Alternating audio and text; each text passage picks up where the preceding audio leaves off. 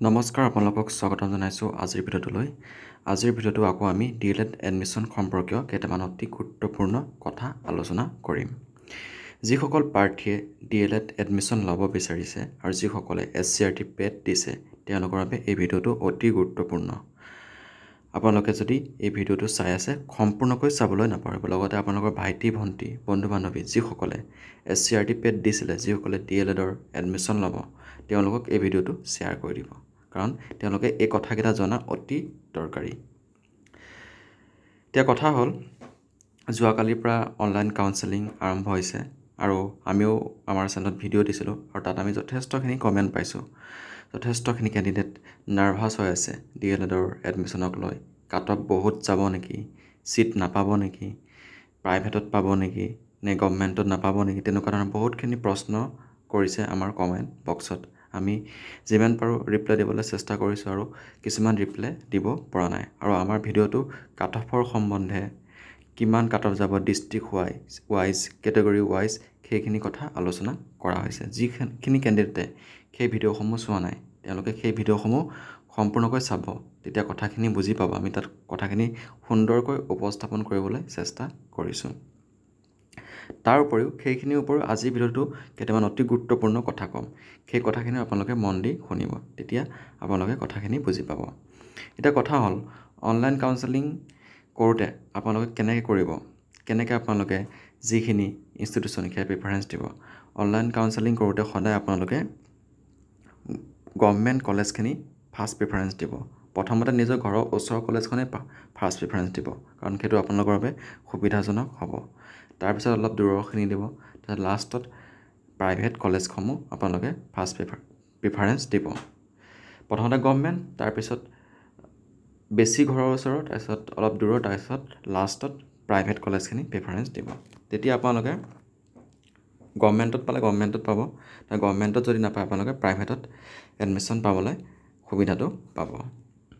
তাৰপিছত দ্বিতীয় কথাটো হ'ল, আপোনালোকে যদি আগতে ডিগ্ৰী কৰ্চত, মাষ্টাৰ ডিগ্ৰী কৰ্চ বা অন্যান্য ডিগ্ৰী কৰ্চত, বেচেলৰ ডিগ্ৰীৰ পিছত কৰা বা ডিগ্ৰী কৰ্চত যদি এডমিশ্যন লৈছে, বা কোনোবাই যদি BSc বা BA বা BCom বা বেচেলৰ ডিগ্ৰী কৰি আছে, তেতিয়া যদি আপোনালোকে চৰকাৰী কলেজতো যদি DLEDৰ ছিট পাইছে, তেতিয়া আপোনালোকে নকৰিব।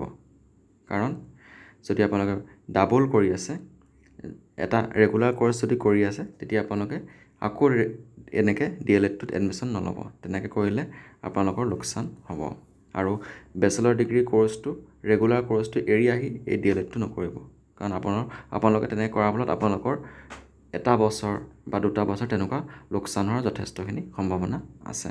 প্ৰথমতে যিটো কৰি আছে সেইটো কমপ্লিট কৰি ল'ব, তাৰপিছতে এইটো কৰিব। তাৰপিছত আপোনালোকে সদায় ডিগ্ৰী কৰ্চটো প্ৰিফাৰেঞ্চ দিব। যদি আপুনি মাষ্টাৰ ডিগ্ৰী এডমিশ্যন লৈছে, তেতিয়া আপুনি মাষ্টাৰ ডিগ্ৰী কৰ্চটোৱে কৰিব, DLEDটো নকৰিব।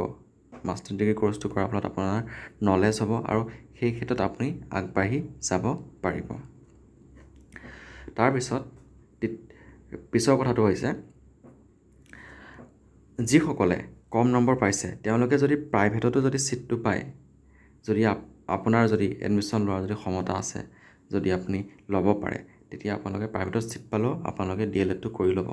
কাৰণ বৰ্তমান সময়ত DLED BED যথেষ্টখিনি পপুলাৰ, আৰু DLED কৰাৰ পিছত আপোনালোকে ছেকেণ্ড ছেমৰ পিছতে CTET দিব পাৰিব।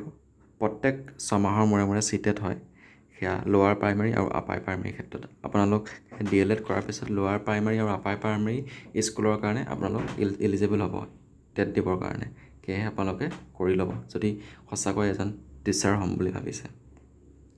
প্ৰাইভেটত পাইছোঁ বুলি আপোনালোকে নকৰাকৈ নাথাকিব, কিয়নো বৰ্তমান সময়ত DLED কৰাৰ পিছতো যথেষ্টখিনি স্ক'প আছে। আপুনি DLED কৰাৰ পিছত ইন ফিউচাৰ আপুনি IGNOU বা KK হেণ্ডিকৰ পৰা ODL মোডত BEd কৰিব পাৰে। আৰু লগতে DLED কৰাৰ পিছত আপোনালোকে MA도 কৰাৰ সুবিধা আছে কিছু কিছু ইউনিভাৰ্চিটিত। সেয়েহে আপোনালোকে প্ৰাইভেট বা গভৰ্ণমেণ্ট য'তেই পায়, যদি কৰিব বিচাৰে আপোনালোকে কৰি ল'ব, নকৰাকৈ নাথাকিব, এনেই নাথাকিব। কিয়নো এটা বছৰ লোকচান হোৱা মানে বহুত লোকচান। আৰু তাৰপিছত যিসকলে তুলনামূলকভাৱে কম নম্বৰ পাইছে, সেইসকলেও এই অনলাইন কাউন্সেলিঙত অংশগ্ৰহণ কৰিব। আপোনালোকে এপ্লাই কৰি দিব লগা বস্তুটো কৰি দিব, আপোনালোকে কৰিবলগীয়া কামখিনি কৰি দিব। তাৰপিছত আপোনালোকে ছিট পায় নাপায় সেইটো পিছৰ কথা। সেয়েহে আপোনালোকে ইয়াত অংশগ্ৰহণ কৰিব। কিছু ক্ষেত্ৰত কিছুমান ডিষ্ট্ৰিক্ট, কিছুমান কেটেগৰীত কাট অফ যথেষ্ট কম যোৱা দেখা যায়। সেয়েহে আপোনালোকে এপ্লাই কৰি দিব। আপোনালোকে প্ৰাইভেট ইনষ্টিটিউশ্যনতো ছিট পাই যাব পাৰে। যদি ছিট পাই যায় আপোনালোকে এডমিশ্যনটো কৰিব পাৰিব আৰু কোৰ্চটো আগবঢ়াই নিব পাৰিব।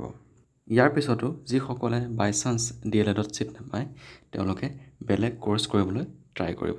সেয়া অ'পেনৰ পৰা মাষ্টাৰ ডিগ্ৰীয়ে হওক বা অন্যান্য কোৰ্চ, লগতে বিভিন্ন ধৰণৰ ডিপ্ল'মা কোৰ্চ, PGDCA কম্পিউটাৰ, ইয়াৰ উপৰিও কিছুমান প্ৰাইভেট ইউনিভাৰ্চিটি আছে, তাতো আপোনালোকে মাষ্টাৰ ডিগ্ৰী কোৰ্চ কৰিব পাৰে, লগতে অন্যান্য কোৰ্চসমূহ কৰিব পাৰে। সেইখিনি কোৰ্চ কৰিবলৈ চেষ্টা কৰিব। আপোনালোকৰ যদি ৰেগুলাৰকৈ পঢ়াৰ মন আছে তেতিয়া আপোনালোকে সেইসমূহ ইউনিভাৰ্চিটিতো আপোনালোকে এডমিশ্যন ল'ব পাৰে। এতিয়াও সেই সময়খিনি আছে। সেইখিনি আপোনালোকে খা খবৰ লৈ থাকিব আৰু এবছৰটো এনেই যাবলৈ দিব। আৰু ইয়াৰ উপৰিও আপোনালোকে শিক্ষাৰ লগত জড়িত যিসমূহ ইনষ্টিটিউশ্যন, স্কুল, কলেজ, লগতে আপোনালোকে ঘৰত হোম টিউশ্যনছ কৰিব পাৰে, তেনেকুৱা ধৰণৰ ক্ষেত্ৰত আপোনালোক জড়িত হৈ থাকিব। তেতিয়া আপোনালোকৰ নলেজ হ'ব আৰু অনাগত পৰীক্ষাসমূহ, যিখিনি অসম কম্পিটিটিভ এক্সাম আছে, সেই কম্পিটিটিভ এক্সামসমূহ দিবলৈ চেষ্টা কৰিব। তেতিয়া আপোনালোকৰ প্ৰেক্টিছ হ'ব, তাৰ ফলত আপোনালোকৰ যথেষ্টখিনি অভিজ্ঞতা হ'ব আৰু অনাগত পৰীক্ষাসমূহ ভালকৈ দিব পাৰিব আৰু অহা বছৰৰ বাবেও প্ৰিপেৰেশ্যন হৈ থাকিব। মুঠতে আপোনালোকে কৰিবলগীয়া কামখিনি কৰি যাব, নিশ্চয় ভাল ফল পাব আৰু কৰ্ম কৰিলে ফল পাবই, এদিন নহয় এদিন। আৰু ধৈৰ্য্যৰ ফল সদায় মিঠা। আৰু সদায় পজিটিভ থাকিব। ইমানখিনিকে কৈ আজিৰ ভিডিঅ'টো সামৰণি মাৰিছোঁ। ধন্যবাদ।